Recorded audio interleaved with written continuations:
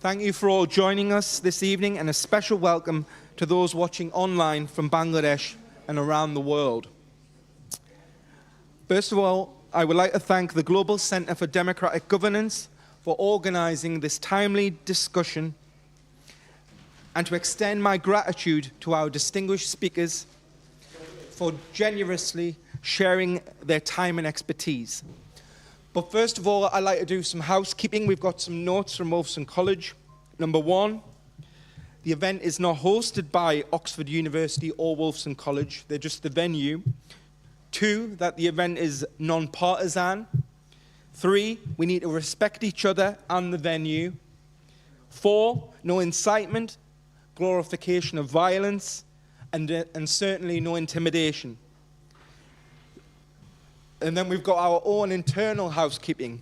All speakers have to deliver their speech within 7 minutes. Also, can you kindly put your mobile phones to either silent or very low? And if you need to make a call, please go outside. Thank you. Our seminar tonight is titled Bangladesh at a Democratic Crossroads, Human Rights, Political Inclusion, and the Future of Democratic Governance. I cannot think of a more appropriate place than here in Oxford to have this conversation. Universities exist to test ideas, challenge assumptions, and encourage open, evidence-based debate. That is precisely what we hope to achieve this evening. Now, it has been a few years since the Monsoon Revolution. It arrived with enormous expectations. Many hoped it would usher in a new era of a new political culture, one founded on accountability, democratic inclusion, and respect for fundamental human rights. Yet many Bangladeshis, and those of us who follow Bangladesh, are today asking whether genuine reform has followed or whether only individuals exercising power have changed. History teaches us that democracies are not strengthened simply by replacing one government with another. They are strengthened by building institutions that protect everyone equally, by defending the rule of law, by safeguarding fundamental freedoms, and by creating a political system in which disagreement is resolved through democratic competition rather than exclusion. That inevitably raises difficult questions here today. How inclusive should democracy be? Can democratic renewal be built by excluding millions of citizens represented by one political tradition? Equally, how should democratic societies respond to political movements whose historical record or ideological positions appear inconsistent with equality, pluralism, and the rights of women and minorities? These are not easy questions for Bangladesh, but they are questions that Bangladesh must confront honestly.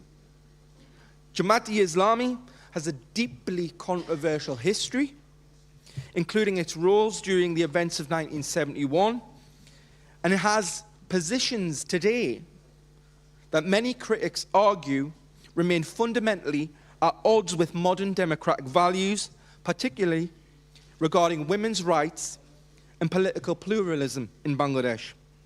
Yet it is increasingly accepted as a legitimate participant in Bangladesh's political landscape. If political rehabilitation is possible for one movement, despite such profound historical and ideological controversies, it raises an important and an equally important question. On what basis can another major political force, the Awami League, be permanently excluded from democratic participation? Whether one supports or opposes the Awami League is ultimately beside the point. Sustainable democracy cannot be built on permanent exclusion. Lasting reform requires accountability where wrongdoing has occurred. But it also requires reconciliation. It's something that I've been calling for the last 20 to 25 years. Political inclusion and the willingness to create a peaceful, democratic competition is what Bangladesh needs. And I believe that one of the defining challenges that faces Bangladesh today.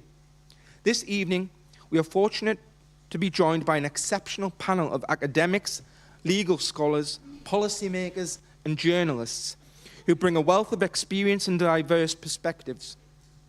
Our purpose is not to reach a unanimous agreement, but to encourage thoughtful discussion on how Bangladesh can move forwards towards a more democratic, inclusive, and rights-respecting future. So thank you once again for joining us here today in Oxford and for those of you online. And first of all, it is my pleasure to introduce our first speaker, Dr. Naila Haq, who is a London-based academic and whose father was the late ABM Karol Haq, the former Chief Justice of Bangladesh. Dr. Naila Haq is here to give her experience as a victim, to personalize some of the things that have been happening in Bangladesh since the monsoon revolution. Dr. Naila Haq, the floor is yours. Thank you. Thank you very much for the introduction today. So, Assalamu alaikum. Because আমাদের অডিয়েন্সে অনেক bilingual আছেন, আজকে আমার প্রেজেন্টেশনটা আমি ইংলিশে করব। Thank you for this opportunity to present my case over here. So today I'm going to talk about my father, the former Chief Justice of Bangladesh, ABM Karol Haq, and I'm his daughter. So before he was the Chief Justice, he's my father. He's 82 years old. And it's really sad that what's happening to him. He's a widower since 2016. My mother passed away in 2016. And since then, he's been a loner in his grief, but he has dedicated his whole life to his work. However, at home, he's very funny. Those of you who have been lucky to meet my father would know he has a very odd sense of humor at times, but also he's a very modern person. He would call us, and I live over here, at any time, and he would wait for my phone call till I'm home. And he would ask how my day has been. Not how his day has been, but mine. And, you know, whether I'm tired, what's been my work like. So I'm a medic. It's completely different from law. But he would take an interest and ask me poking questions about what I've been doing the entire day. And so we have been engulfed in this and in this love. He always remembered our birthdays, the first one to wish us.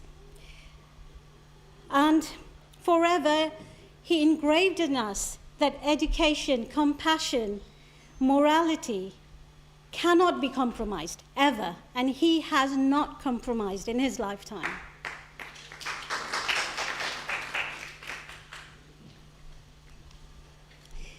Right now, he's very ill. He has serious ischemic heart disease with stenting, a very complicated stenting that took place in this country. He has been diagnosed with stage 3 chronic kidney diseases, long-standing diabetes, hypertension, anemia, especially his thalassemia, glaucoma, asthma, you name it, he has it. He has severe osteoarthritis, which has made him immobile, so now he's unable to walk. Last time I saw him in May, and I did recognize signs of dementia as well. While he was in prison, he had a heart attack, and this was a very sad story. He, as you know, heart attack, how it happens, he did complain of pain. He was taken to the hospital, diagnosed, but within 3 days he was taken back. Despite all this, I would like to talk to you about my father, about his many other activities. He was a donor and is a donor of Ashik Foundation, of the CRP Foundation in Savar. Many of you remember the Rana Plaza crisis that happened. He was the commissioner for that one. He was given 1.2 crores to do that, to lead that. Do you know what he did with that money? He donated the entire amount to the victims of that Rana Plaza. So his public service is not only in the legal arena, he's actually done much more, much, much more. He did not build a mansion. Those of you, and I've met somebody who knows my dad pretty personally. So the house he resides at, that's actually my grandfather's house. He doesn't have a house to his own name. So this is the man we are talking about, an elderly widow, gravely ill, who has spent his life quietly giving more than he actually had. I want to speak to you about my father as a judge. He was the 19th Chief Justice of Bangladesh. During his time in High Court and Appellate Division, he authored more than 800 judgments. They were not ordinary administrative decisions. They were judgments that engaged directly with the Constitution, with civil liberties, with the architecture of the democracy itself. He believed that the law belongs to the people, not just lawyers. That is why he wrote major constitutional judgments in Bangla, so that ordinary citizens, not only English educated or trained elite, could read his judgment. He believed his judgments were for the Republic because it is a Republic of Bangladesh. For many of us, we believe our father was ahead of his time. He was the first Chief Justice who declared his personal wealth. And he thought, if he's asking people to be honest, he needs to be honest first and show his bank account, which he did, and he declared that. He was also the person who first started the digitalization of the legal arena, and many of you would know that in the legal profession. He's described as the first Chief Justice who actually gave permission to reporters into his courtroom. He participated in ending the legal validation of military rules declaring the Fifth and the Seventh Amendments unconstitutional. He pushed for judicial independence by holding the Chief Justice, including himself, should not head a caretaker government to keep judiciary separate from politics. He ruled the so-called Fatwa Rai, so that it doesn't trample with individual rights. He affirmed the equality of males and females in our society. And through his judgments, he fought for environmental rulings so that the rivers around Bangladesh, around Dhaka, are protected. And also he has passed judgments where historical sites of 1971 are restored. The point is whether one agree with his judgment or not. That is not the point. People may vary in their opinion, and that is absolutely your right. However, he's not a man who does not hide from accountability. It is a record of a man trying in his own way to ensure that the law towards transparency and justice. My father was arrested on 24th July at 8:30 in the morning. 6 people came to our residence. Without any kind of formal charges, handovers, they took him. He was kept in what's known as the DB office for 8 hours while they were fighting on how to charge him. They could not find a case to charge him with.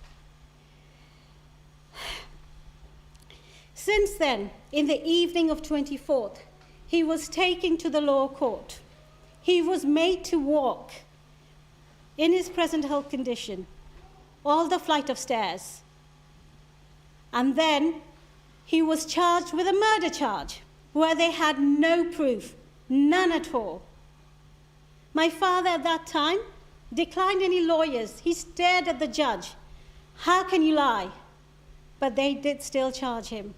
And to this day, he's still in jail. 9 cases. He's been charged with 9 cases so far. He has been shown arrested in 9 cases. In 8 cases, he got bail within 2 minutes in the High Court, which was even taken up by the Appellate Court, and it was, the bail was established. But the moment he got the bail, he was shown arrested in another case. This is the justice in our country. This is a justice for a man who tried. And I'll give you something else as a trivia. The 13th Amendment judgment, which is the most controversial, apparently, judgment of his time. There are many lawyers in this audience. And even though it's in Bangla, I've asked him not to write in Bangla. Because you know what? It won't be transmitted to the world. But he didn't care about that. He wanted the people to read it. But how many of you have actually read the judgment? The judgment was not, it was to establish democracy. He did not believe in caretaker government. He thought democracy should start walking on its own. But it is for that judgment he's being behind bars. And I guess at that time, the Attorney General of that time, a very dear uncle of mine, he actually wanted the caretaker government, which is the Army League government, actually wanted the caretaker government. The BNPs, they wanted the caretaker government. My dad tried to explain. And then for the stability of the people, he wanted to show that no, okay, let's keep it for 2 more terms. It is for this judgment he's being vilified today.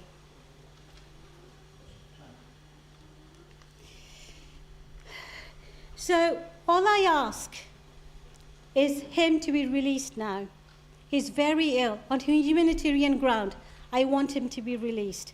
And if you have to judge him, if you can prove cases, fantastic, do that. But let him be free, let him be at home. Thank you. I just leaving you with few images of my dad, and this is just a trivia for me. We call him the living encyclopedia. You ask him anything, he can usually answer your question. Thank you.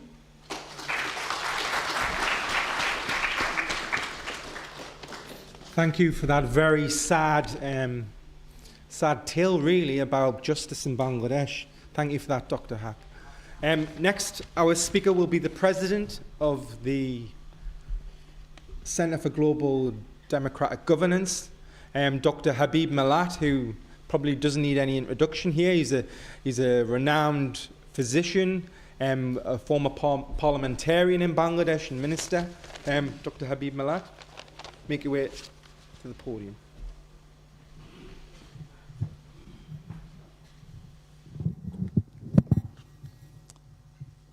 First of all, I welcome you all from the Global Center of Democratic Governance.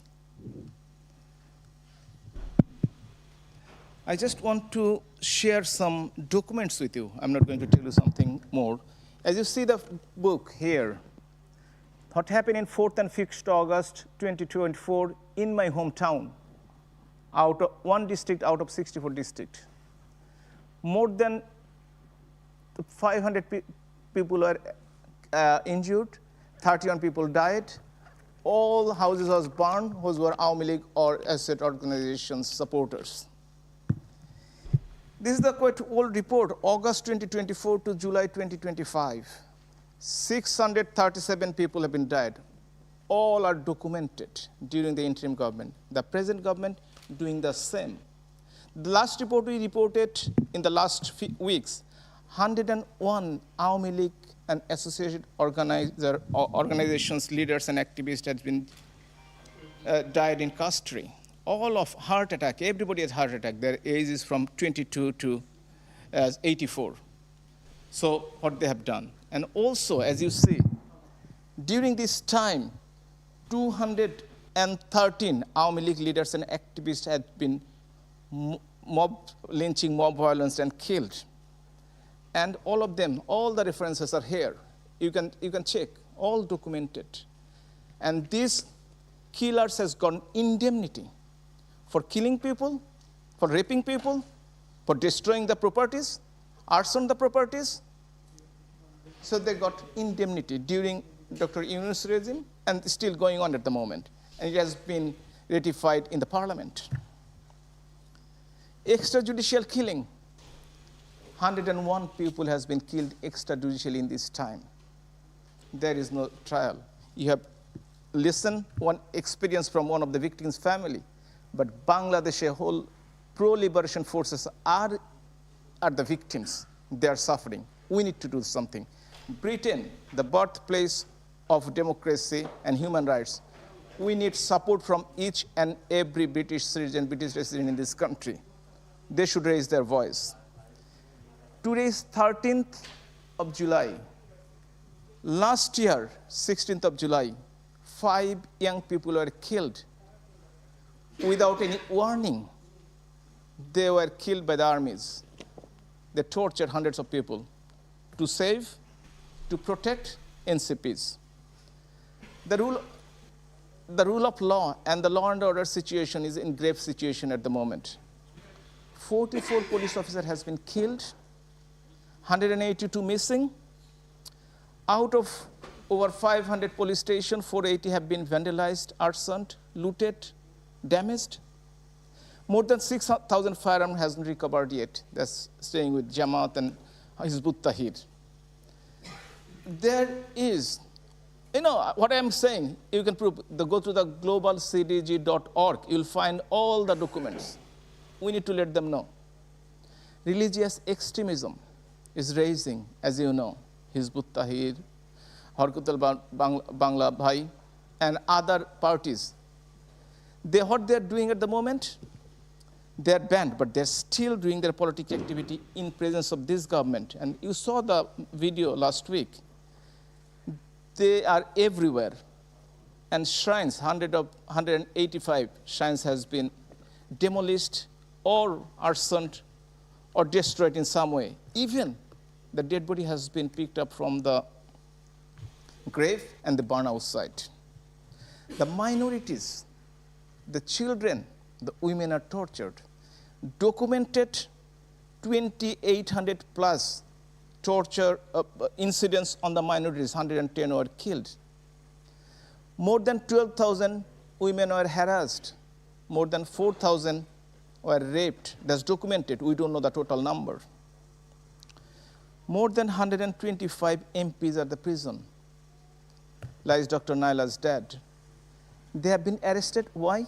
No warrant, no judicial procedure, no bail, no rule of law, no justice in Bangladesh.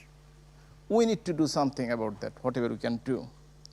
So these people are from elderly people. Few of them have already died as because of there is no treatment, harassment, physically and mentally. So Global Center for Democratic Governments all are documenting all those things. Even after death of Hadi, the main 2 newspaper offices have been vandalized. The senior journalists are tortured. The Bangladesh, the journalism and the media are in censor. They cannot speak. So the social media is only we can depend on, and also the international media. So we need to do something about that. And the election, although they said it's a peaceful election, but it was not participatory. When Bangladesh Awami League couldn't participate in the election, 50% voter cannot have their own choice. That's not an election. That's not democracy. We want to bring back democracy in our country. We want to bring back political rights of each and every person in our country. We want to bring back rule of law for everybody and justice and fair trial for everybody. We'll raise our voice whenever we can. Thank you very much for giving me the opportunity. Thank you.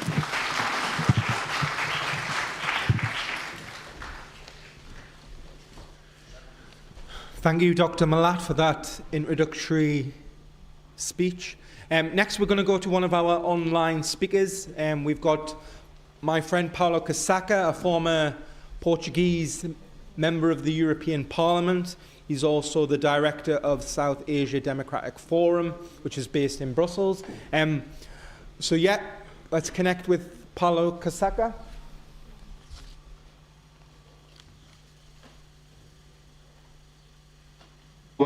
This very interesting debate in Oxford or in online, in Bangladesh or elsewhere.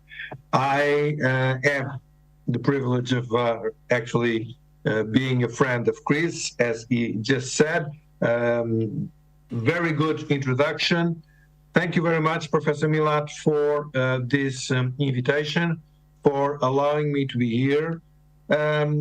And when we speak about democracy and the future in Bangladesh, the very first thing I would like to restate, to repeat, I said perhaps this dozens of times. The number one thing is to recognize the 71 genocide. It is absolutely imperative. It's not something of the past. I think that every day we understand that the program of the anti-democratic forces that are taking hold of the country is to erase everything that was done in that day. So I repeat, remembering and demanding the full recognition of the genocide is a must. And those who have apologies to present, they should be very strongly invited to do so, and mainly in the Western world. Well, the second thing is the essence of democracy, as Chris has said in his introductory remarks, is an ability to choose between options, of course, in an environment of freedom and free expression.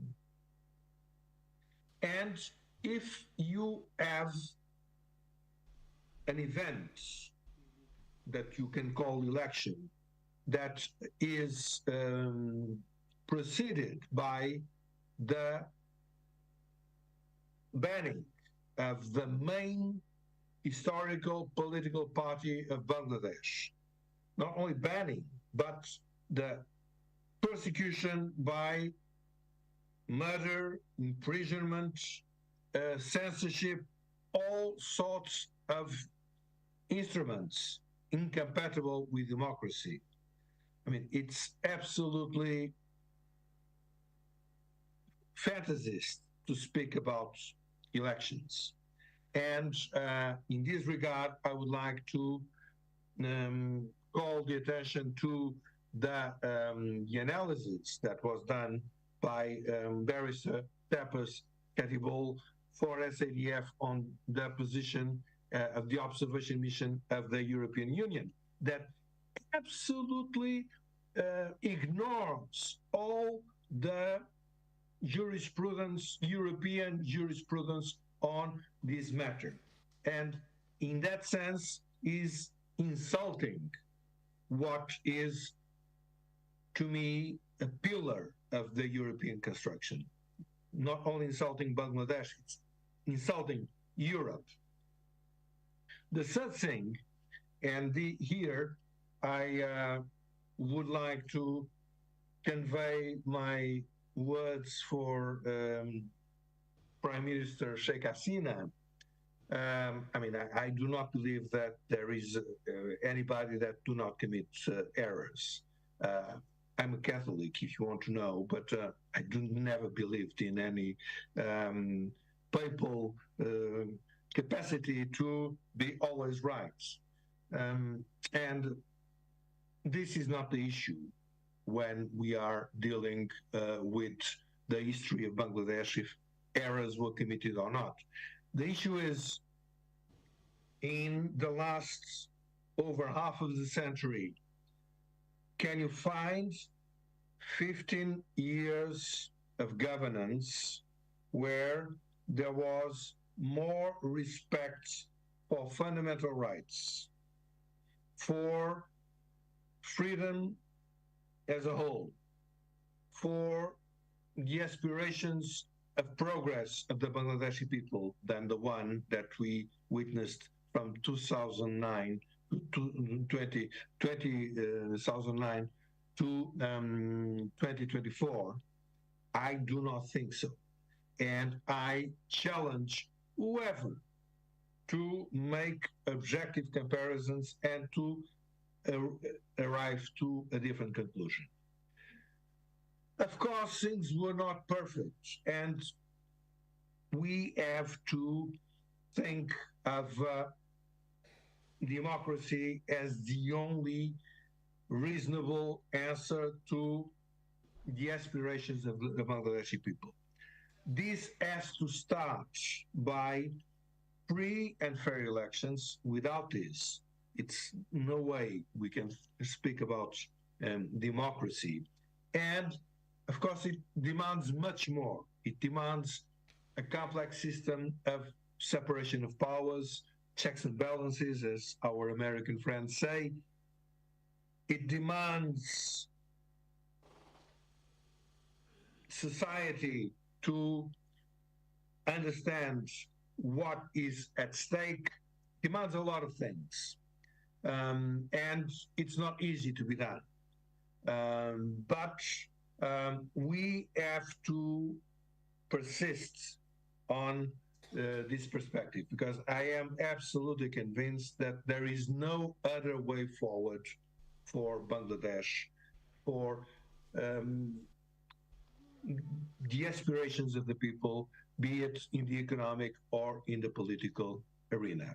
Well, thank you very much, and I'm very much willing to participate in the discussion.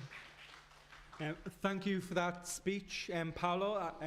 He's right, democracy is about choice. Any kind of democratic government needs to have full inclusion. Everybody makes mistakes. I've been studying Bangladesh for over 25 years, and I've been to many conferences over the years where Bangladesh has been at a crossroads. But here we are again today. So next, we've got a speaker who's actually here with us. I would like him to take the lectern. I'll remind him that it's 7 minutes. It's Syed Badrul Hasan. Syed is one of Bangladesh's best-known journalists and political commentators, a former press minister at the Bangladeshi High Commission in London. His work spans education, research, public engagement, and he's also had an academic career. And he's one of the journalists who, as I was learning about Bangladesh, who I would follow and listen to very closely. So thank you. The floor is yours. Thank you, Chris, and ladies and gentlemen. I'm very pleased to see all of you here. Well, the subject that we are supposed to deal with today, Bangladesh at the democratic crossroads. We are at a crossroads, but whether it is it is a struggle for democracy. Before we go for any conversation on democracy, we need to understand one particular thing, and that is, as in 1971, the country, Bangladesh, was under occupation, but by a foreign army. Today, the country is again under occupation by enemies of the state within the country. And that is the absolute truth we must acknowledge as we speak about the future of the country. Now, see, we are at a crossroads, but then it is an existential crossroads that we need to cover, that we need to go through, or that in order to get back our country. So what we need to recognize is the fact that Bangladesh needs to be recovered, Bangladesh needs to be restored, because everything in Bangladesh today, you only have the name People's Republic of Bangladesh. Everything else has been hollowed out in the country. Under Yunus, his 18 months, his 18 illegitimate months of illegitimacy, and also in the last 4 or 5 or even 6 months under the present government. Now, we have seen, when we talk of the existential crisis in the country, we have seen the growth and expansion of religious extremism. Now, it was there, it was in a creeping mode, But then, since Yunus's time until now, it has come up in a more violent form. And we need to, if you look at these pronouncements of these religious preachers, you have the irony in our country, in our history, is that we have in Parliament today, through a so-called election, we have a so-called opposition, which is represented by a political party which was absolutely supported Pakistani occupation, and they engaged in killing. They form the opposition. And now the presence of these people in Parliament has created a situation where religious extremism on the rise. So in order to bring back democratic government, bring back democracy in the country, we need to tackle these people first. But to tackle them in a way which is conducive to the future of the country, we need the country to get back to a situation where our leaders, our people who believe in the spirit of 1971, in Bangla we call them Mukti Juddher Chetona, this spirit has to be revived. And unless the spirit is revived, we have an absence of the rule of law. And Naila has spoken of her father, and Paulo Casaca has been talking of the absence of rule of law. So now, why do we speak of rule of law here? What is happening in Bangladesh? Why are we missing rule of law? It is a misrule of law that we have in the country, or a complete absence of the law in the country. First of all, you have this wholesale destruction of liberation war installation in the country, including the iconic residence of the father of the nation, Bangabandhu Sheikh Mujibur Rahman. Can you imagine? In Pakistan, 1971, even later, we have had military rulers, we have had anti-liberation governments. Nobody dared to touch the edifice, the home of Bangabandhu Sheikh Mujibur Rahman, but Yunus did it. On his watch, it was destroyed. Then we have all these people who are in prison, politicians, lawyers, journalists, judges, election commissioners, and nobody is being granted bail. Now that is not law. That is the absence of law, the absence of the rule of law. Then we have mob attacks on the media, which has already been referred to. The media are intimidated. The media are in absolute side. We have some media which are anti-Awami League, anti-liberation, but then they are not. We don't consider them anybody who goes against the spirit of 1971. They do not deserve our respect, and we don't respect them. But then people who have consistently, journalists, reporters, other media people who have consistently told us, spoken to us, have lectured us on the values of journalism, they have not said anything. We have an editors' council. It said nothing in the 18 months during Yunus's regime, but then lately it went to the head of the present government, telling him about the harassment faced by a journalist. Why didn't they do it before? Now, when Yunus wanted to resign at some point, emotionally, that was a fake act that he took. He said he wanted to resign, but then we know that was not true. One editor of a leading newspaper, he had a front page article, said, please don't resign. No, why would he do that? Why would an editor do that? If I were an editor, if any one of you were an editor of that kind of newspaper, you would have said in your article, okay, please resign immediately and save the country. But then that was not done. So and the policemen lynched. Hundreds of policemen have been lynched. No action has been taken. Yunus went to New York. A journalist of a Bangladeshi background was killed in New York. He went to the home of the journalist and commiserated with the family.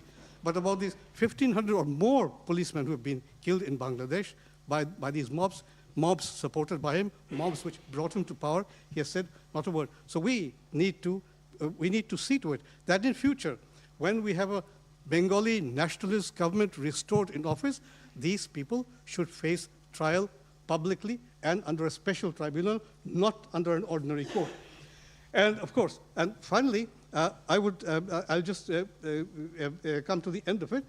If we look at the future of democratic governments, well, the future is, first of all, the country must be retrieved from these enemies of the state. We need to have free and fair elections.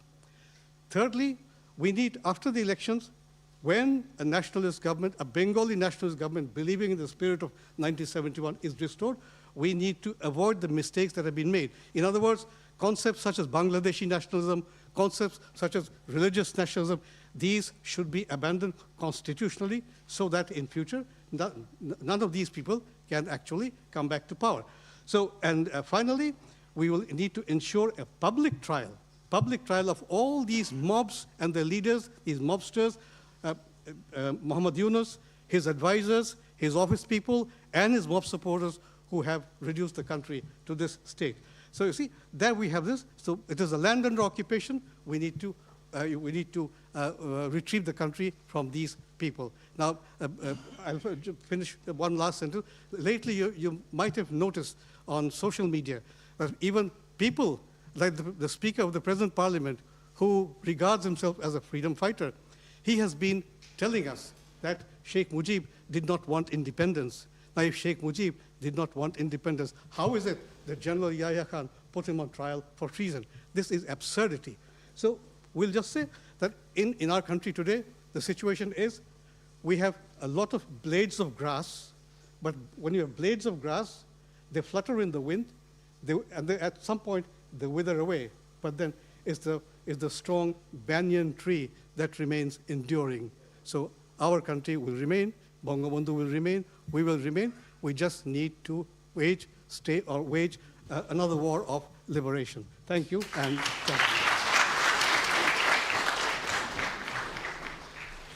thank you for those words, Syed. I think, in summary, I think there's a lot of broken promises about the monsoon uprising. Muhammad Yunus promised the people of Bangladesh that there would be reform, and what we saw was continuation of bad behavior. I think this is a real crossroads for Bangladesh, because I think what was promised hasn't been delivered, and I think there does need to be an inclusive reconciliation process. So next we're going to go to another online speaker. We have Sir Vincent Lin. He has served as the Deputy Ambassador with the International Human Rights Commission. He's worked extensively on international human rights, diplomacy, the rule of law, humanitarian issues, and has advocated for democratic governance. Sir Lin, the floor is yours. Alaikum. It's both an honor and a privilege to speak before you today at Oxford University to discuss a nation that stands at a defining moment in modern history. Since achieving independence in 1971, Bangladesh has undergone one of the most remarkable transformations in the developing world. Once associated primarily with poverty and natural disasters, humanitarian challenges, the country has emerged as one of South Asia's fastest growing economies. Significant advances in education, healthcare, women's empowerment, technological innovation, and poverty reduction have improved the lives of millions of people. These achievements deserve recognition and respect. They demonstrate the resilience, determination, and extraordinary potential of the Bangladeshi people. Yet, of course, history reminds us that economic progress alone does not guarantee democratic resilience. A nation's long-term strength rests not only on economic growth, but also upon the confidence its citizens place in their institutions, the protection of fundamental freedoms, and the opportunity for every individual to participate peacefully in public life. Bangladesh therefore finds itself at an important democratic crossroads.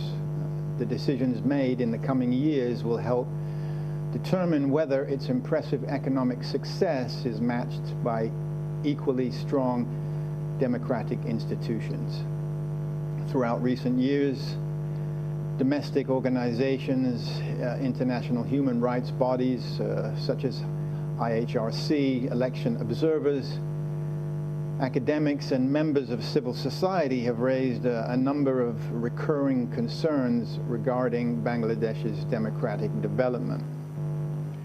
These concerns that many of you already know include allegations of arbitrary arrests, prolonged pretrial detention, restrictions affecting freedom of expression, pressure experienced by journalists and political activists, concerns surrounding freedom of assembly, and reports of enforced disappearances and extrajudicial killings.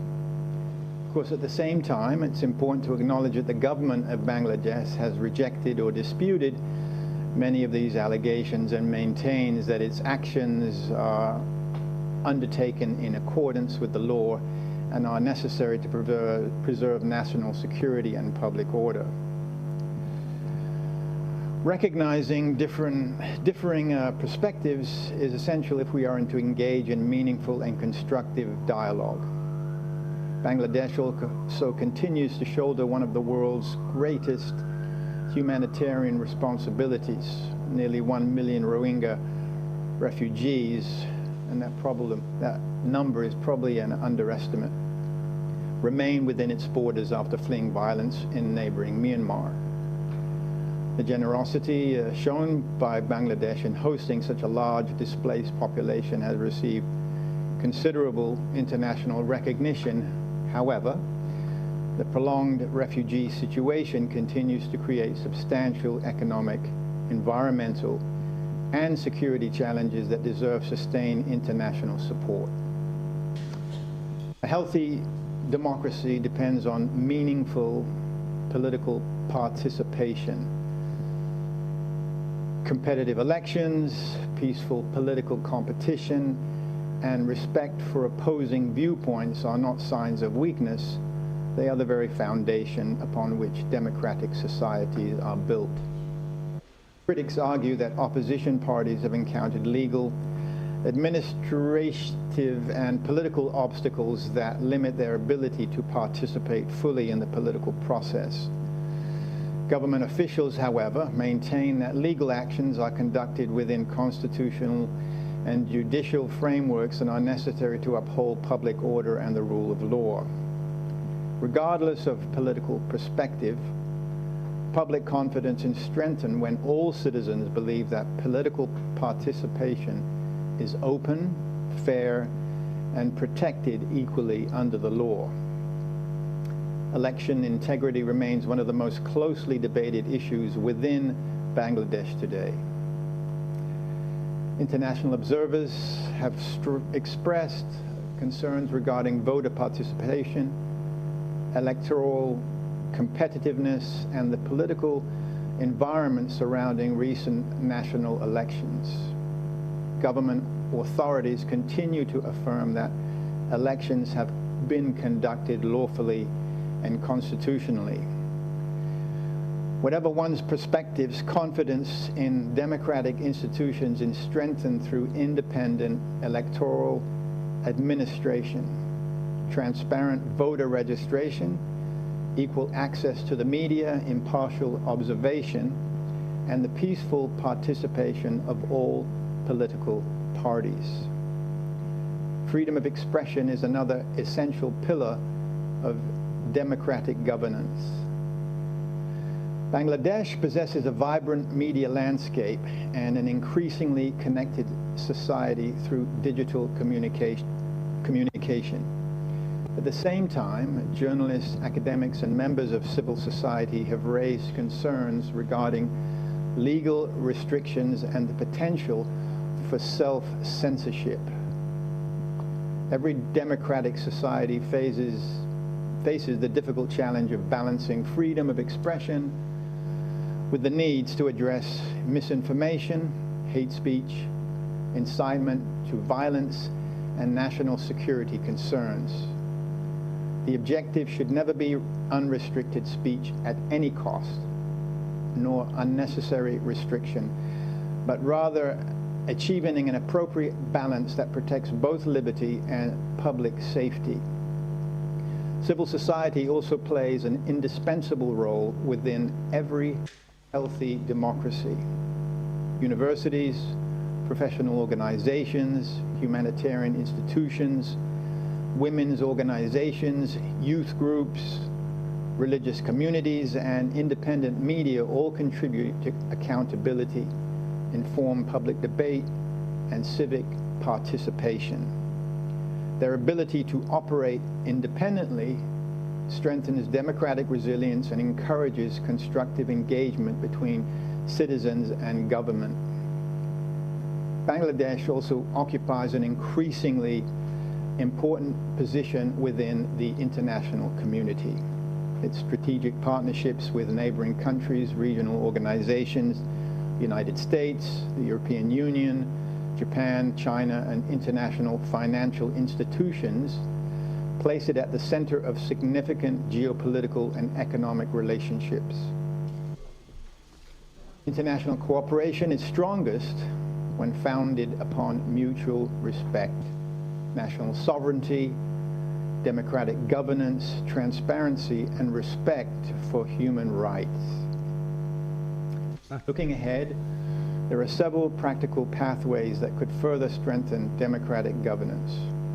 These include continuing to reinforce the independence and effectiveness of the Election Commission, encouraging constructive dialogue between political parties, strengthening judicial independence and due process, protecting freedom of expression while promoting responsible public discourse, supporting an active and independent civil society, improving transparency and anti-corruption measures, reviewing legislation that may unnecessarily restrict peaceful political participation, and expanding civic education, particularly among younger generations.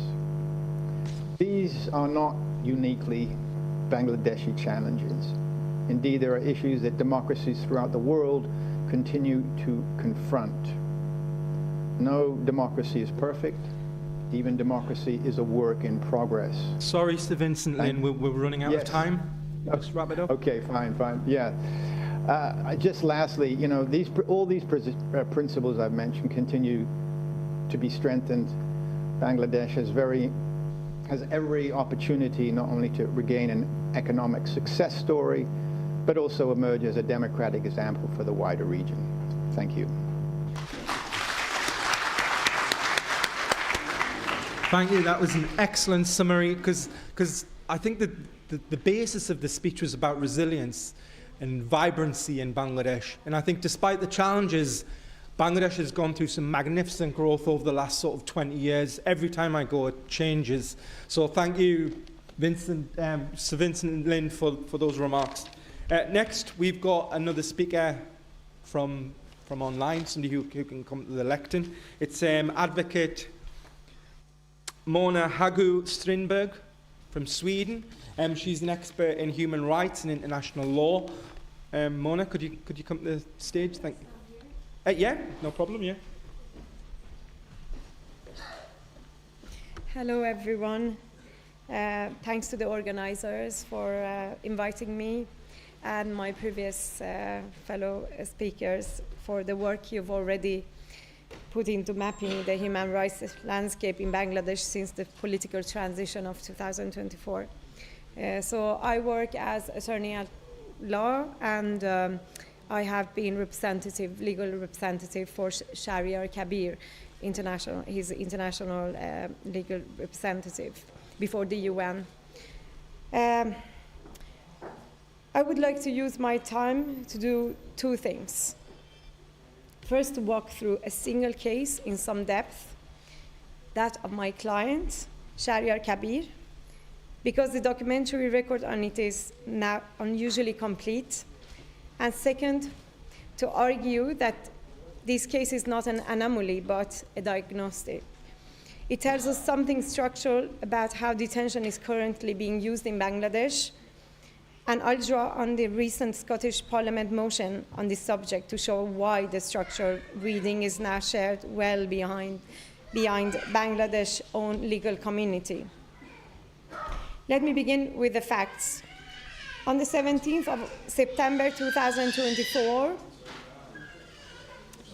officers from the detective branch of Dhaka Metropolitan Police. Hello.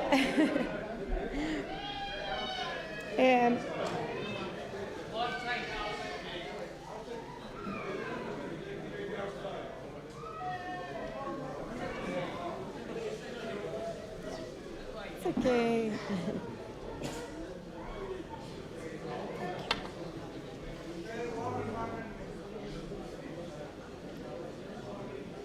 So on the 17th of September 2024, officers from the detective branch of Dhaka Metropolitan Police arrived at the home of Shahryar Kabir.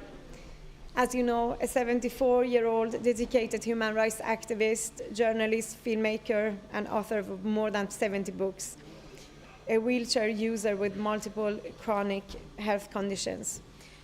He was not informed of the charges against him. His family was not informed of his whereabouts. This is not incidental detail. It is the first of several procedural failures that the United Nations Working Group on Arbitrary Detention would later document in full. In November 2024, the United Nations Working Group issued an opinion following a formal communication process that included a government response submitted in May of the same year.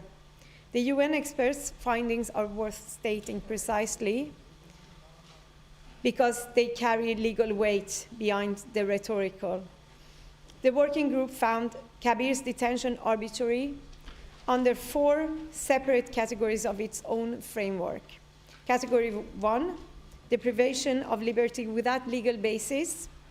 Category 2, detention as punishment for the exercise of freedom of expression and opinion. Category 3, violation of the right to a fair trial and due process. And category 5, the discriminatory nature of the prosecution. Findings across all 4 categories for a single detainee are relatively rare in the working group's practice. It signals a case where nearly every safeguard in the system failed simultaneously, not just one. The mechanics of that failure are instructive. Kabir has been named in 9 murder-related cases, most connected to the protests of July and August 2024.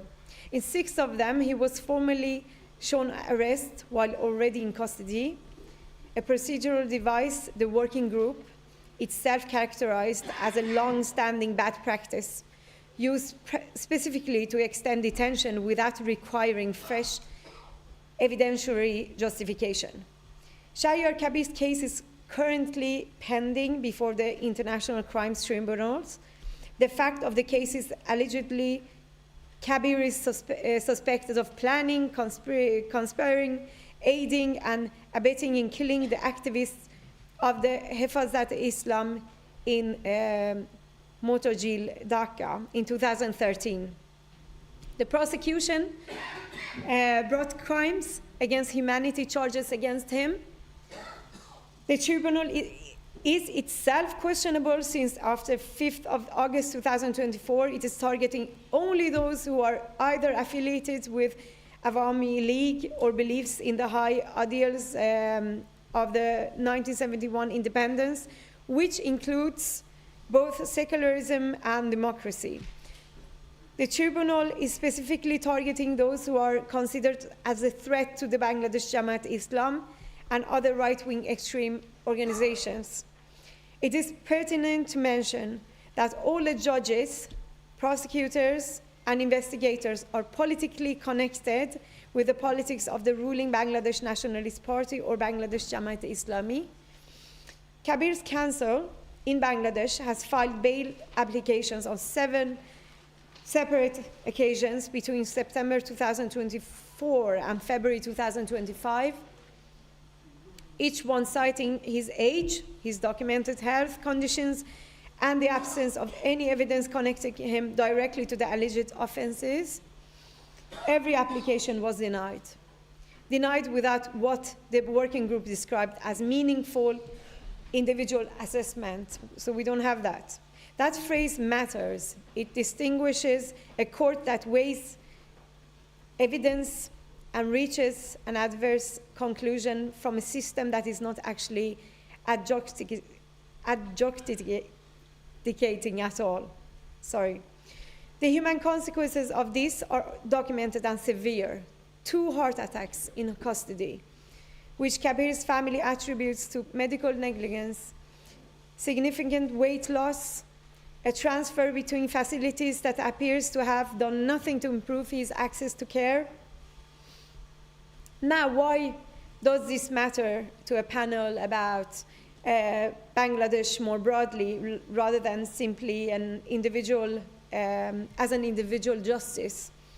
Because the same architecture recurs at scale across a much larger population of detainees. On the 9th of July this year, a motion was lodged in the Scottish Parliament, which is worth citing here precisely because it represents an external non-Bangladeshi legislative body independently, arriving at the same structural diagnosis. So the motion records that 124 former members of the Bangladesh Parliament have been arrested since the transition. Of those, 140 remain in jail, 8 are on temporary bail, and 2 have died in custody.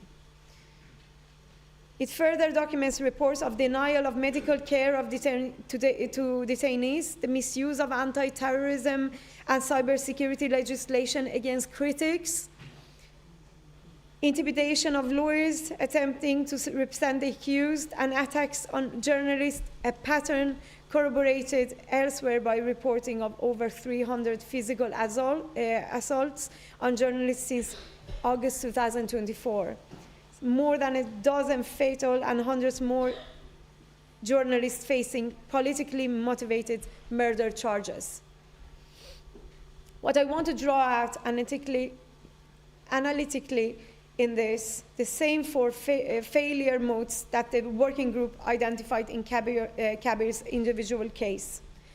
Arrest without adequate legal basis, detention as a response to protected expression, absence of genuine judicial review, and discriminatory selection of targets appears as recurring, documented features across this much larger population.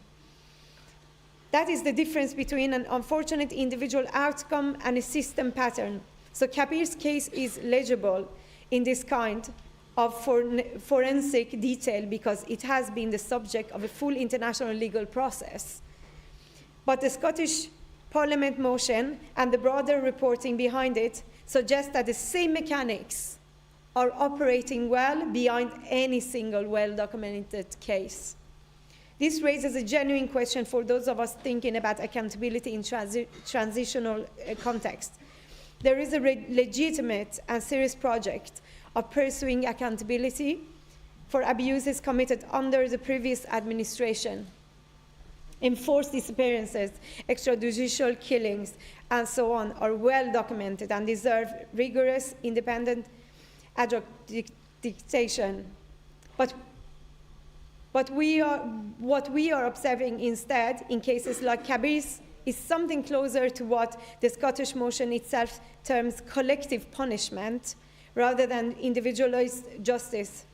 Charges built on procedural shortcuts, bail systematically withheld, regardless of individual circumstance, and legal representation itself placed under pressure. That is not transitional justice mechanism. It is functionally the displacement of any pattern of impunity by another, with the burden of falling on a different set of individuals. I'll close the specific legal and policy implications, since it's ultimately what a case like this should generate. First, the working group's opinion in Kabir's case creates a concrete, citable precedent. It's not persuasive authority in the abstract. It is a formal finding that Bangladesh has violated its obligations under the ICCPR and the Universal Declaration of Human Rights, and it comes with specific recommendations. Immediate release, an enforceable right to compensation, and an independent investigation into the circumstances of the arrest itself. Second, the convergence between this individual finding and the broader parliamentary and journalistic record suggests that any serious international engagement with Bangladesh right now needs to treat detention practices as a systematic governance issue, not a series of isolated grievances to be addressed case by case as international attention happens to fall on them. And third, for those of us working on the ground, as counsel, researchers, advocates, the evidentiary architecture that made Kabir's case legible to the working group is replicable. It's a template other cases can and should follow, precisely because a systematic pattern is far harder to dismiss than a single allegation. I will leave it there for discussion. Thank you.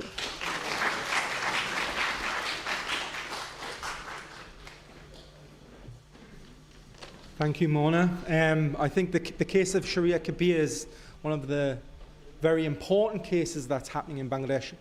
Sharia Kabir is a children's author who's been charged with crimes against humanity. Lots of politicians in Europe know his case.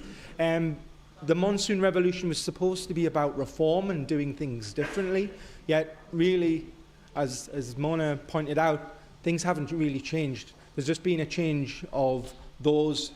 It's like musical chairs, really, if I can say it like that. Yes, there's been a lot of horrendous things happened and a lot of uncertainty in Bangladesh, but nothing has really changed. No real reform, and Bangladesh deserves real reform. So next we're going to go to one of our online speakers. We've got Professor Tarun Khaitan. He's a professor of public law and research at the London School of Economics at their law school. Tarun Khaitan is a recognised constitutional expert. His research focuses on constitutional law, democracy, equality, anti-discrimination law, and institutional design. So we can't wait to hear from his expertise and his opinions on what's happening in Bangladesh. Thank you very much. I'm a constitutional scholar, but I'm not a Bangladesh expert. So I speak as an outsider, but sometimes certain things may be more apparent to outsiders than they are sometimes to insiders. So take everything I say with a pinch of salt, but it's based on comparative scholarship largely. One of the key points of any constitution, one of the key functions of any constitution is to establish the priority of politics over violence. Any deeply divided society, any pluralistic society, and Bangladesh is both. It's a deeply divided society ideologically between secularists and Islamists, and it's an extremely pluralist society. For any such society to be able to make collective decisions peacefully, politics is the only way forward. And a good constitution is one that secures political action over violent action.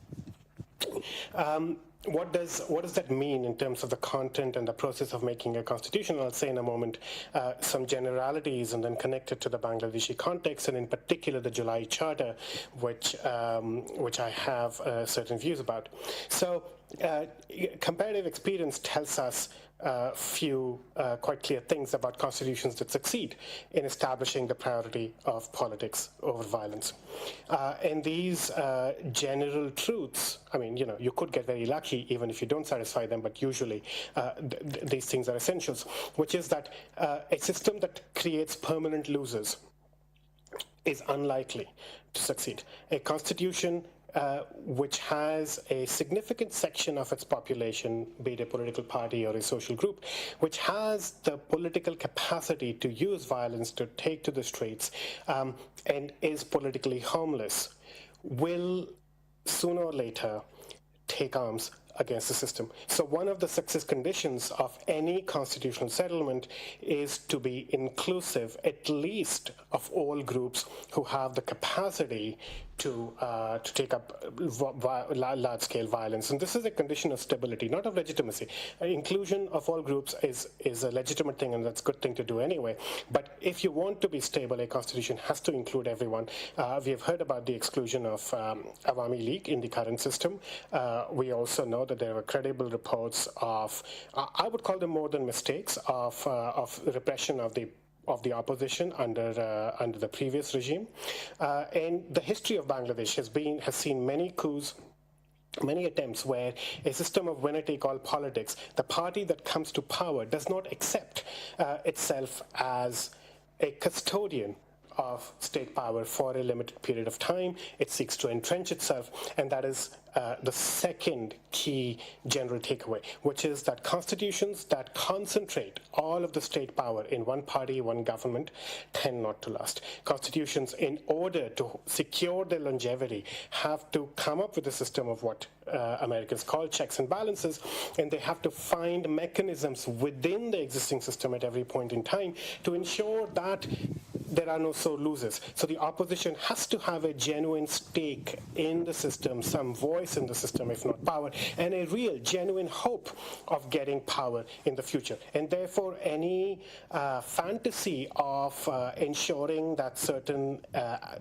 parties or certain sections of the opposition or the ruling party never ever come back to power is extremely dangerous and extremely damaging for a constitutional order, because democracy is a system in which parties lose elections, and that can only be settled if every group has a genuine and sincere hope of sharing state power once in a while.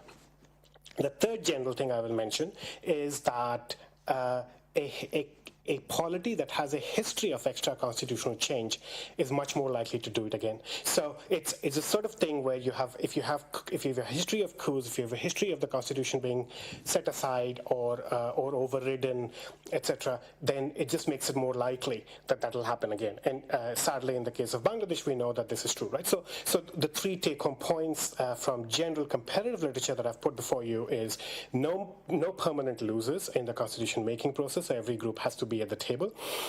No winner-take-all mechanisms. And thirdly, that the longer you can avoid extra constitutional change and stay within the system under stability, the more likely it is to last. What are the implications for this? I will be reasonably quick. I do want to mention that a lot of the talk before has been about transitional justice. I'm not going to say very much about transitional justice, but transitional justice cannot be one-sided. It has to acknowledge the suffering on both sides. It has to be credible. It has to be done by an independent monitor who both sides can trust. And calling one side's excesses, mistakes, and the other side's repression is not going to fly. So if you want a credible system which builds trust in the society, then the system has to be credible. It cannot be by a single side. Now, finally, I'll just say a few things about the July Charter.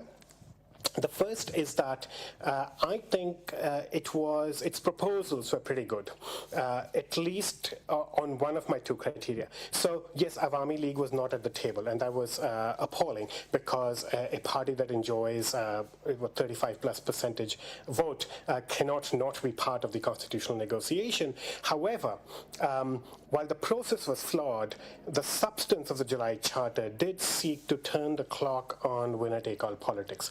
It introduced a bicameral system which allowed a 100-member upper house, elected proportionately, to check the prime minister and the ruling party, which would have been a direct space for whoever happens to be in the opposition to be part of the system and to voice its grievances within the system rather than having the streets as the only option.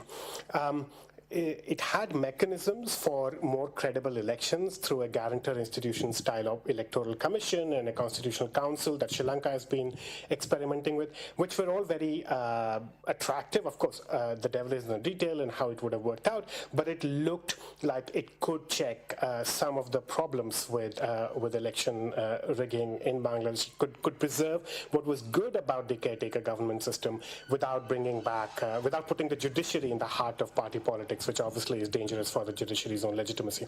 Term limits on prime ministers were also a good thing. I would have liked it to go further beyond to federalism and devolution, because Bangladesh is an extremely large and extremely pluralistic society. It did not do that. But anyway, these other changes were good, and it's not,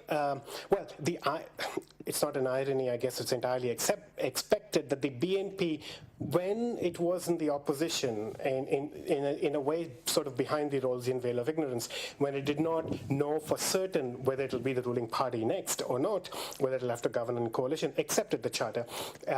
But once in government, seems to have rejected it. And I think that is a huge problem, and it's a continuous problem with fixing the winner-take-all system, where opposition parties want to fix winner-take-all. all. When they come to government, they lose all desire to share power, and figuring out a mechanism by which, and this has to come from civil society demand, perhaps accentuated with international pressure, because no government in power has an immediate self-interest in restricting its own powers, putting checks under it. Of course, if they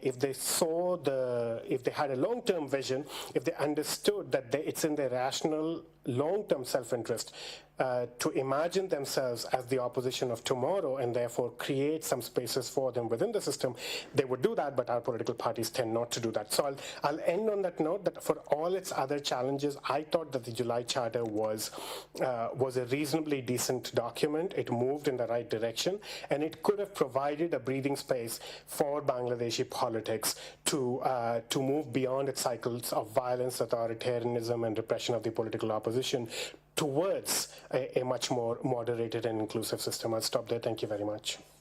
Thank you for that, Professor Tarun.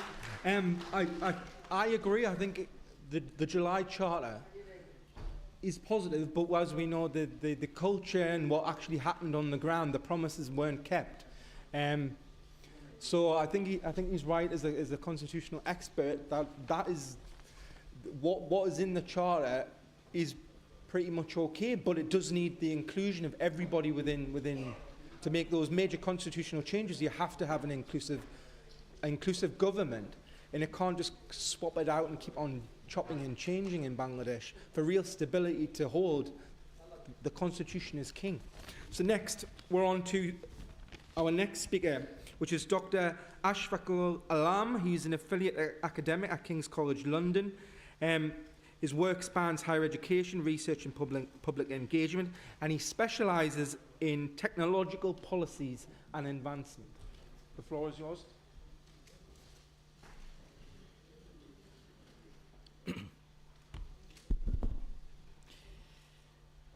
Distinguished guests, fellow panelists, and colleagues. As a semiconductor physicist, in a recent essay of mine on technological sovereignty of the UK, I had an opportunity to look closely at how our known world order is fracturing. The modern concept of sovereignty established by the Treaty of Westphalia initiated a value-based world order. Today, that order is under severe strain. The post-Cold War illusion that we could rely on a single superpower or on gridlocked global institutions such as UN or EU is rapidly diminishing. Faced with this emerging global order, Western democracies are undergoing a profound intellectual migration. Domestically here in the UK, even if we disregard the unprecedented rise of the Reform Party, we have seen liberal figures such as the former Foreign Secretary David Lammy MP advance the doctrine of progressive realism. It is a framework that seeks progressive outcomes such as human rights, climate action, equity, while explicitly acknowledging, in his own words, I quote, "the world as it is, not as we wish it to be," end of quote. Internationally, we see leaders like Canadian Prime Minister Mark Carney, recently celebrated for his speech at the World Economic Forum Davos, mirroring a similar pragmatic value-based realism for the middle powers to navigate through this increasingly fractured geopolitical landscape. What this realism has triggered is fascinating. On the face of the decaying sovereignty, one Westphalian principle, it triggered the rejuvenation of another byproduct of the Westphalian Treaty, nationalism. The global North is realizing that to protect its democratic values, the technological sovereignty, it must turn inward and fortify the herd-bounded structure of the nation-state. But as we turn our eyes to the global South, especially towards the situation of Bangladesh, we see quite an opposite picture. 2 years ago, in the immediate aftermath of the 2024 July riot and the subsequent political transition, I wrote an article titled, the rediscovery of the will of identity. At that time, I observed a peculiar rhetoric emerging from the new political elites and the student architects, aka masterminds, figures like Mahfouz Alam, Akhtar Ahmed, and Nahid Islam. They began discarding the traditional geohistoric forms of nationalism as expired and obsolete. Instead, they wanted to build something called a civilizational state. First, they spoke of a Bengal-based civilizational confluence, but then they started claiming an Indo-Muslim civilization. This framework resurrects the old two-nation theory under the guise of a slightly globalized vocabulary. In that article, I uttered a series of warnings, or prophecies, if you will. I argued that civilizational rhetoric is never philosophical. It is a geopolitical tool. I warned against trading geographic nationalism for an abstract identity. Doing so pushes Bangladesh straight into Samuel Huntington's Clash of Civilizations. It prepares a vulnerable nation like ours to become a proxy battleground of bigger political powers. Today, those prophecies are real. We see intense domestic polarization. Our constitutional foundations and geographic interests are sidelined. Regional diplomatic relations are deeply strained. We ignored our most vulnerable borders for abstract pan-national and pan-Islamic alignments. And this brings us to the tragic paradox of our current global moment. The powerfuls are turning inward to fortify the state, while the vulnerable are being encouraged or sometimes forced to dissolve the state into regional proxy battlegrounds. The asymmetry is stark. The UK, Canada, the EU, and the broader global north are reviving nationalism under many different names. They want to protect their technology, supply chains, and borders. They know a state must have solid boundaries to protect its people. Yet, Bangladesh is doing exactly the opposite. We are expanding our identity into abstract, pan-national, pan-religious matrices. This strips away our legal and geohistorical armor. It leaves a small nation unprotected against the global power struggle. We are here to discuss human rights, inclusion, and democratic governance. But let me ask a fundamental question first. Where do these values live? Human rights cannot survive in a civilizational vacuum. Political inclusion cannot exist in a borderless cloud. Universal rights require a stable, legally defined, sovereign state. A civilizational state compromises democratic governance. Civilizations do not have voters. Nations do. Civilizations do not have constitutions. Nations do. Civilizations rely on rhetoric. Nations rely on citizens and civic laws. So, Bangladesh must reject the artificial civilizational will. We must urgently reclaim a historically grounded geographic nationalism. We must realize that our geography is not our limitation. It is our only shield and our brightest opportunity. For almost any other nation state in the world, I could have just finished my speech on this note with reasonable clarity. But for Bangladesh, here things become even murkier. Now, yes, it is clear that nationalism is important, but in Bangladesh, the peculiar but inevitable follow-up question will be, which nationalism? The founding father of Bangladesh, Sheikh Mujibur Rahman, thoughtfully engineered, democratically evolved, and then constitutionally adopted Bengali nationalism as the natural civic identity of the state. We were Bengali nationals and Bengali citizens. We were defined by our shared history and geography, much like the Dutch in the Netherlands, the Irish in Ireland, the Polish in Poland, the Finnish in Finland, the Deutsch in Deutschland, or the Thais in Thailand. However, after his CIA-shadowed assassination in 1975, the subsequent musical chair in our political landscape, General Zia came up with the antithesis of Bengali nationalism, the strictly territorial Bangladeshi nationalism. In mid-1979, we, the citizens of Bangladesh, suddenly became Bangladeshi instead of Bengali. Imagine if one fine morning it is okay to turn the Irish into Irelandish, or the Thais into Thailandish, or the Dutch into Netherlandish. This is not merely a lexical issue. It is a deliberate dehistoricization of identity. With this stroke, the collective memory of the inhabitants of a land is omitted. And we already know, as Milan Kundera warned us, the struggle of man against power is the struggle of memory against forgetting. In the current turmoil geopolitical arena, this secular-sounding Bangladeshi identity has eventually become the pretentious middle sibling between the two-nation theory and the clash of civilizations.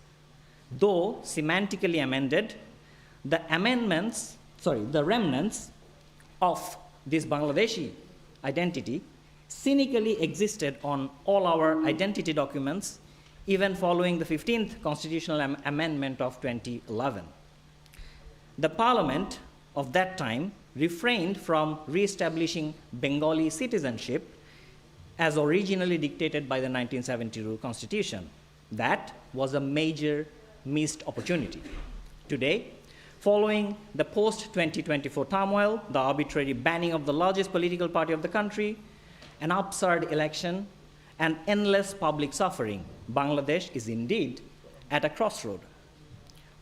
From here, Bangladesh must decide, when the time comes, whether we shall allow this Bangladeshi citizenship a third chance on our passports, or we will finally prioritize our memory over forgetting. Thank you very much.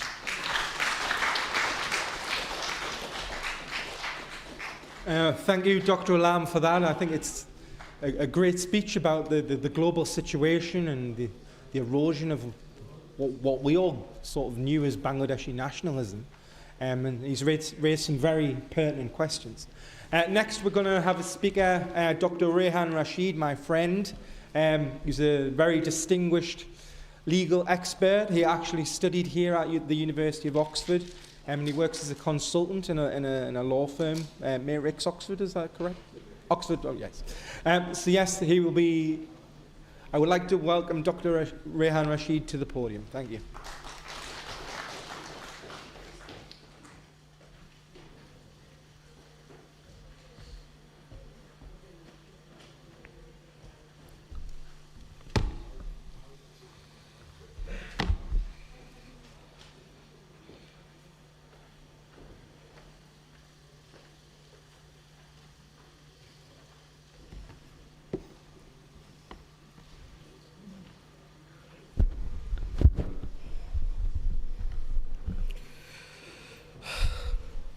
Good evening, everyone. Thank you to the organizers, particularly Global Center for Democratic Governance, for inviting me to speak here today. It is an honor, really. Today, I want to talk about the banning of Awami League in Bangladesh and what it means for its millions of members and supporters. My fellow panelists have already spoken about the broader human rights situation in Bangladesh, so I will not repeat. Instead, I want to focus on one particular fundamental right, and it is freedom of association. That very right is now denied to Awami League due to the ban imposed against it. Let me briefly explain. Awami League is one of the oldest and largest political parties in Bangladesh. It led the country's independence movement and governed Bangladesh through several terms until August 2024, when it was removed from power not through any electoral process, but by force. In its place, an interim administration led by Dr. Muhammad Yunus took power. His administration gave the world an oversimplified an oversimplified story, and that it was all a victory for democracy, that a new dawn for human rights had arrived. An interviewer once asked him a direct question: has the Awami League been banned by your government? Dr. Yunus, his answer was, no, we have not banned the party, we have only suspended its operations. The interviewer, he looked visibly puzzled. To confess, I had much the same reaction as the interviewer. Because in practical terms, there is very little difference between suspending activities of a political party and outlawing it outright. First, through executive action, and then by an ordinance issued by the interim government, and later through parliamentary legislation passed by the succeeding BNP administration, Awami League's activities were shut down completely and permanently, and the party was banned under the country's anti-terrorism law. Its registration, Awami League's registration, with the Election Commission was suspended. Its meetings, statements, publications, online and offline communications were all prohibited. Most importantly, the party's future is now tied to the highly controversial proceedings before the International Crimes Tribunal of Bangladesh. The sequence itself is worth pausing on. Due to the ban under different pretexts, Awami League was barred from contesting the latest parliamentary election, and it was in the parliament where its ban was finally cemented, in its absence, of course. So no surprise there. The one party that might have voted against the ban in the parliament, the largest political party of the country, had already been banned from the room. So let me ask you to imagine something. Imagine you are a member or supporter of Awami League. No, cross that. Imagine you are a supporter of the Labour Party or a Tory party. Imagine you are a Democrat or a Republican. Now imagine waking up in the morning after your party was banned. You discover that the party you have supported for decades can no longer meet, can no longer publish, cannot organize anything. Your party no longer can defend itself in public. It is the party that carried your country to independence, won victory in wars. Imagine knowing that speaking on its behalf could now expose you to prosecution. Imagine discovering that the organization through which you exercise your political voice has simply ceased to exist in law. Perhaps only then can we begin to understand what this word ban actually means. For Awami League's members and supporters, the consequences reached far beyond party politics. It meant losing the ability to organize, to protest, losing the ability to challenge anything at all.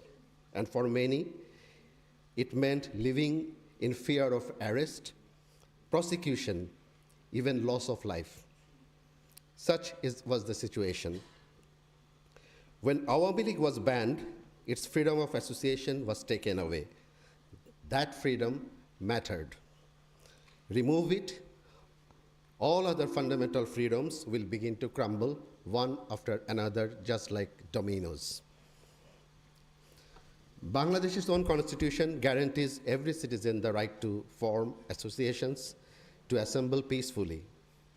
Article 22 of the International Covenant for Civil and Political Rights takes almost similar approach, and Bangladesh ratified that covenant. Of course, freedom of association is not absolute. The question is never whether restrictions may exist. It is whether a given restriction meets the strictest possible standards the law demands. They separate the rule of law from the rule of political convenience. So measured against these strict standards, Bangladesh's ban on Awami League does not merely fall short, It fails at every stage.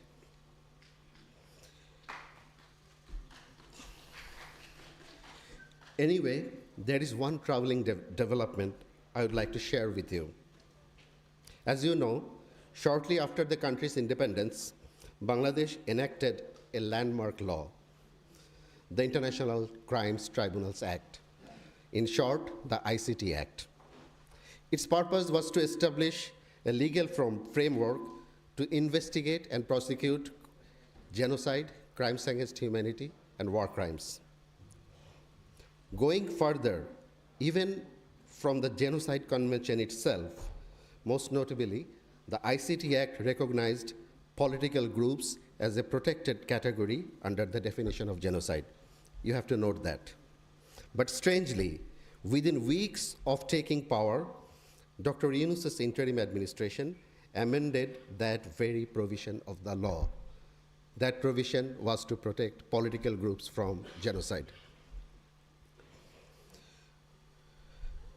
The protection for political groups, that protection was simply removed from the ICT Act.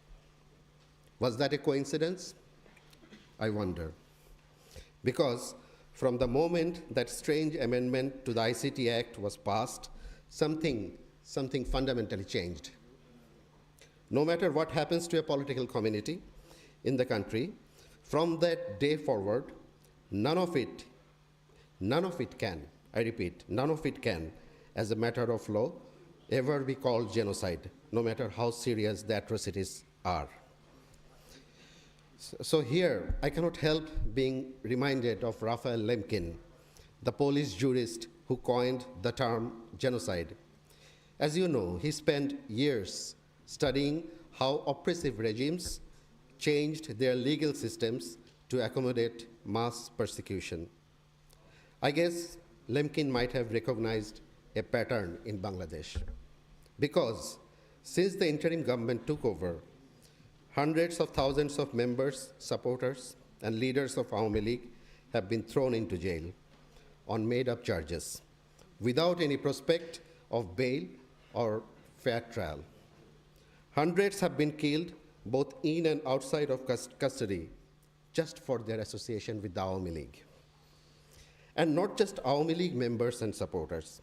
Even journalists, commentators, influencers, intellectuals have been thrown into jail, simply because of criticizing the government led by Dr. Yunus or criticizing its human rights record.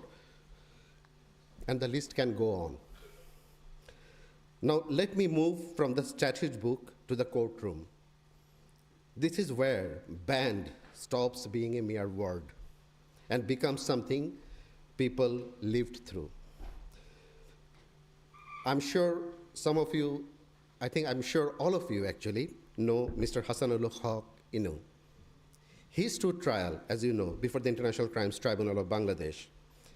During his case, Mr. Inu's own defense lawyers tried to introduce evidence that July 2024 was not the single clean story the interim government insisted on telling. And because of that, prosecutors of the International Crimes Tribunal threatened the defense team lawyers with sedition charges. As you know, you already know that in Bangladesh, sedition carries the death penalty. Imagine a lawyer doing a lawyer's job threatened with execution for simply asking a tribunal to consider more than one version of events. That is not how a courtroom should function, period. So such a legal climate has a direct bearing on Awami League's ban, because Awami League, as an organization that is legally prevented from functioning, cannot simply answer for itself in such a legal framework. And a legal system where pleading facts becomes a crime is certainly not protecting the rule of law. Please note, we are talking about the same controversial ICT that also issued death sentence against Awami League President Sheikh Hasina. And that particular verdict has been roundly criticized by a number of human rights groups around the world. This is not merely about the Awami League. It is about the millions of citizens who choose to associate with it. Whether you supported the Awami League or opposed it is beside the point, as my friend Chris was saying at the beginning of this today's event. Can a state still call itself pluralistic or democratic after criminalizing the country's largest political party? No. The interim regime and the BNP administration have consistently maintained that the ban of Awami League was necessary to restore democracy. This argument is simply untenable because democracy cannot be achieved by dismantling democratic participation of millions. One day, history will reach its own judgment on Bangladesh. But history will be written tomorrow. Our responsibility begins today. And it is the measure by which all of us, sooner or later, will be judged. Thank you.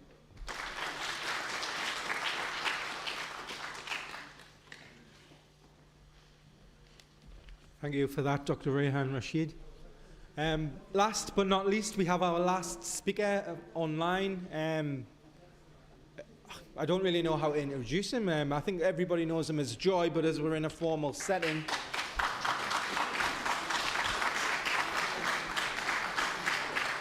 Thank you very much, Chris. I appreciate the introduction and hosting this event. Good afternoon, good evening to everyone at Oxford. I appreciate this opportunity and for having me. As Chris pointed out, introducing me is a little challenging, but I would like to start by saying, on that note, and as to what I myself have had to face, you've heard the stories from the families of some of the victims, our former Chief Justice, human rights activists. Just like them, there are hundreds, if not thousands of not just Awami League politicians, but also journalists, editors, media owners who were not involved in politics, not involved in government, yet they remain behind bars for over 2 years now, everyone charged with murder. I am not, I hold no office in the Awami League. I'm simply a member. I held no position in the government other than being the honorary advisor for information technology, and I ran the Awami League's election campaign media department, if you will. I set that up and I ran that. I have lived abroad almost my entire life. I have lived here in the US for almost 30 years. And in 2024, I had only been to Bangladesh once for about a week to 10 days, which was in April. Yet I have been charged, and again, this is from what I've heard in the media, because I have received nothing from any courts or government or any notice whatsoever. I have been charged with murder during the July riots when I was 8,000 miles away.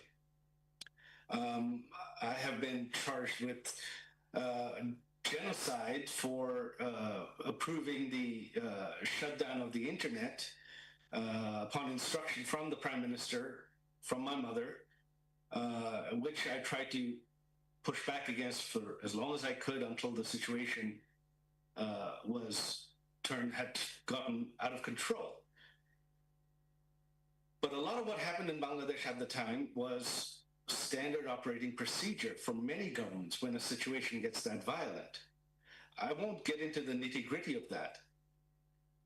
But what you're seeing now, since then, you're seeing this red herring and a huge cover-up.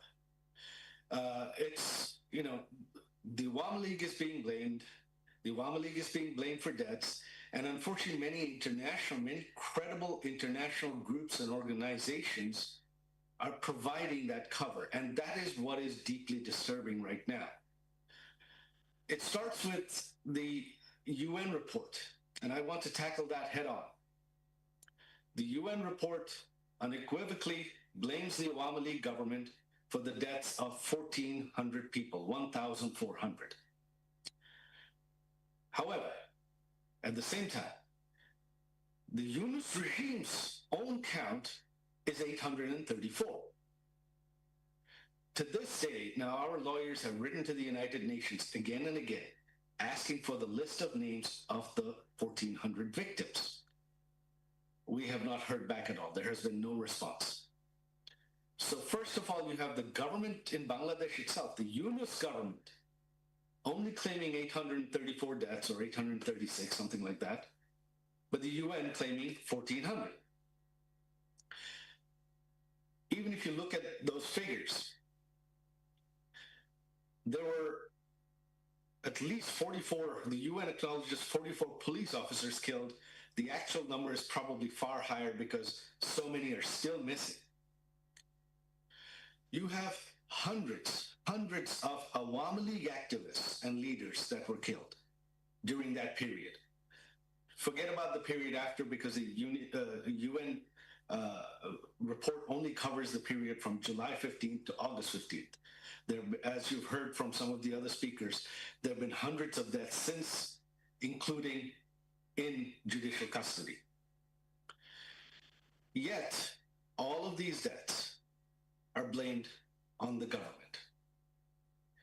The one thing no one talks about, a couple of the speakers here have brought it up, but when I have spoken with many of these international organizations, the one thing that none of them have an answer to is the indemnity ordinance that was issued by the Yunus government. How can you, why was it necessary? Why was it necessary to pass a law indemnifying protesters from all killings? If they weren't responsible for any killings, why was that necessary? So the indemnity ordinance itself is admission from the Yunus regime and the protest leaders that they killed people. They killed police officers. They killed Awami League activists. Otherwise, the indemnity ordinance would not have been necessary at all. So just to blame the Awami League is a red herring. And then, you know, we've talked about the human rights situation in Bangladesh, that things weren't perfect in the past. Without a doubt, they were not, even under our government. But if you're going to indemnify the killing of political activists, police officers, if you're going to indemnify the killing of hundreds, if you're going to ignore the continued killing of Awami League activists and leaders, if you're going to ignore extrajudicial killings in custody, both during the Yunus regime and ongoing, then why blame the Awami League? If this is acceptable, if these deaths are all legal, if the killings of police officers and Awami League activists is legal, then why blame the Awami League at all?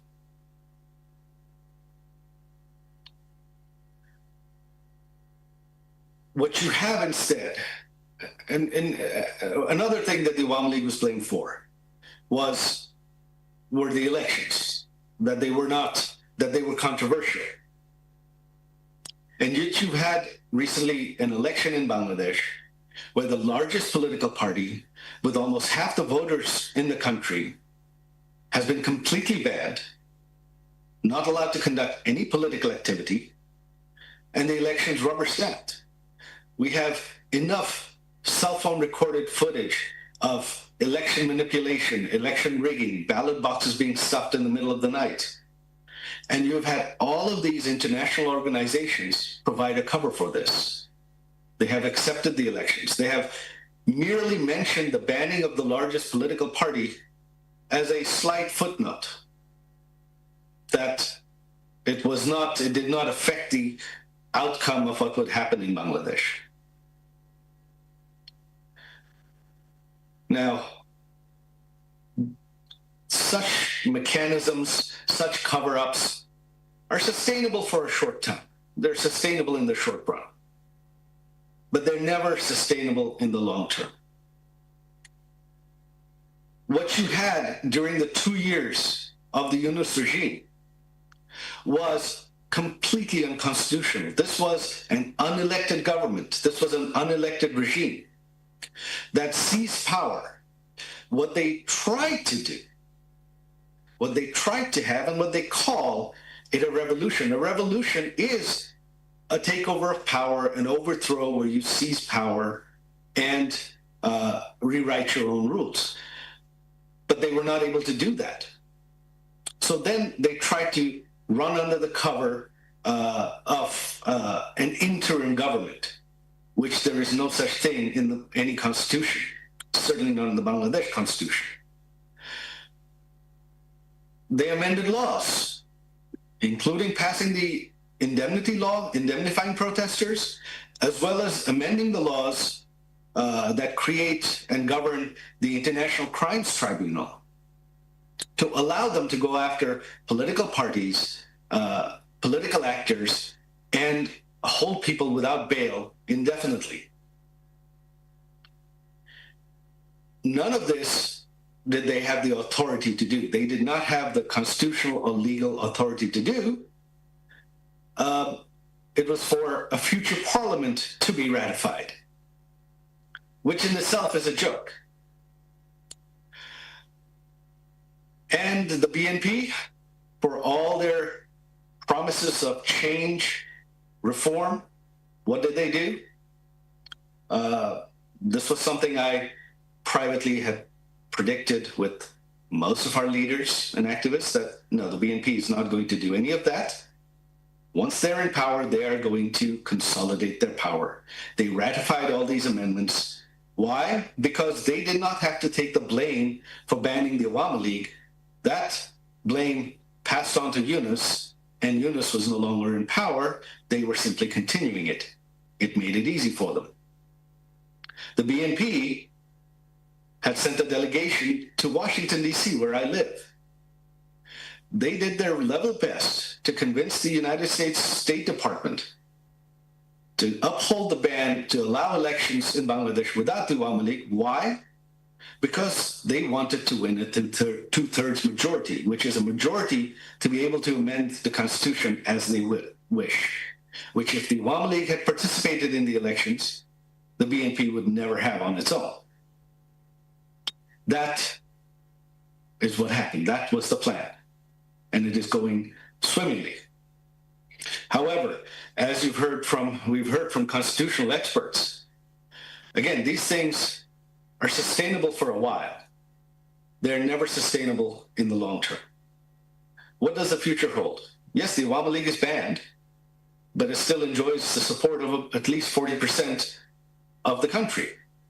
And as the BNP's governance failures continue and increase, as lawlessness continues and increases, and as the persecution of the Awami League continues, what do you think this 40% of the population is going to do? Does anyone believe that they are going to simply slowly forget about the Awami League and give up? We're talking of a country of 170 million people. 40% of the population is somewhere around 60 million people. Are they going to forget? Are they going to give up? No, that won't happen. What you have in Bangladesh's future right now, with this cover-up, with these extra-constitutional acts, with the Constitution being disregarded, no rule of law, you have two certainties in Bangladesh. One, that every government, whether it's the Awami League in the future or not, any politician is only going to think short term, that I have 5 years to do whatever I want, make as much money as I want, get as much revenge as I want, and then I am out. Number two, political retribution, this politics of retribution that was brought in by Yunus and Jamaat-e-Islam, this is guaranteed to continue, 100%. Whether the Awami League will come back, someone else will come, there will be constant political retribution. And as we heard from our constitutional expert, what is the most likely final scenario in that case? At some point in the future, whether it's 5 years, 10 years, 15 years, Bangladesh will most likely end up in a civil war. That is the most likely scenario that is facing Bangladesh today. The only way to stop that future is for international powers to stop covering up the violations, the extra-constitutional mechanisms, the human rights abuses, the killings, the indemnification of killings, is to act against that, and the time to act against that is now. There will be elections in a few years. However, the BNP with its 2/3 majority will, I am sure, make several amendments to the constitutions to guarantee that the elections are rigged in their favor, that they stay in power. They will attempt that. Whether that will succeed or not is another story. And in the meantime, the Awami League supporters and activists, as they're pushed deeper underground, as their backs are pushed harder against the wall, eventually it will reach a boiling point. This is not sustainable. So the only option really, if human rights are to be upheld, if democracy is to be upheld, if stability is to be upheld, is for the international community to step in now, acknowledge the atrocities of the last 2 years. If you're going to demand justice, justice has to be demanded for all. Justice must be equal. One-sided justice is not justice.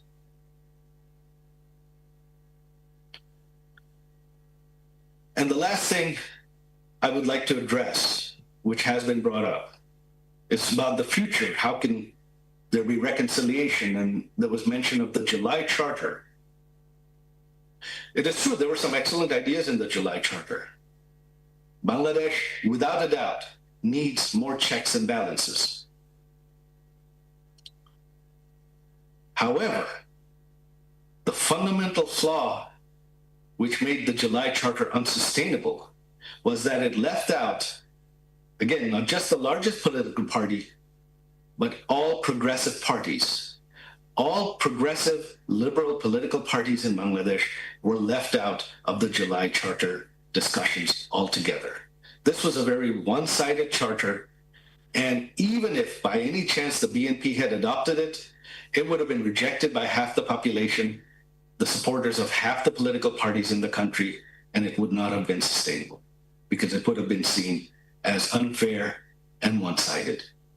Change, reform cannot be imposed. It will not be sustainable. It must be done with the will of the people, with the will of the majority of the people in an inclusive way. I'm not talking about fringe parties like Jamaat-e-Islam, who the reality is Jamaat has never polled more than 3 to 10% in Bangladesh. They do not represent a mainstream political party in Bangladesh. And because of their history, because of the genocide, their actions during our liberation war, the majority of the country hates them. Even majority of BNP supporters hate Jamaat. What you're seeing now is political expediency. On that note, I would like to conclude my comments, my remarks, and thank you again to all the organizers and to Chris Blackburn for hosting this. Thank you for having me.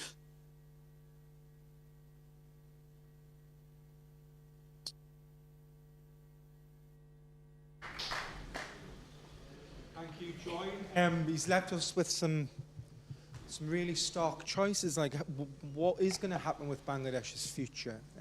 Will there be reconciliation? I hope so, because if there isn't, I'd hate to see what's going to happen.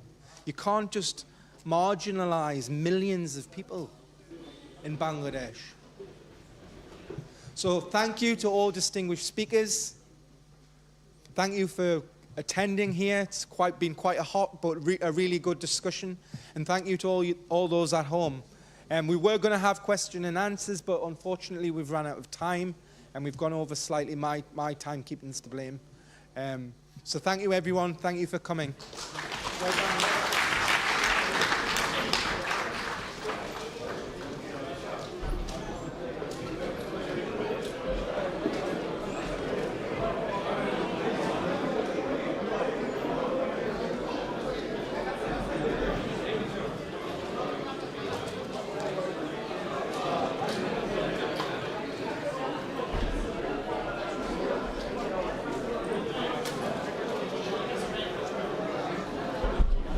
Hello. আস্তে আস্তে সব বাড়াইয়া দেবে, আস্তে আস্তে সব বাড়াইয়া দেবে। থ্যাংক ইউ সবরে।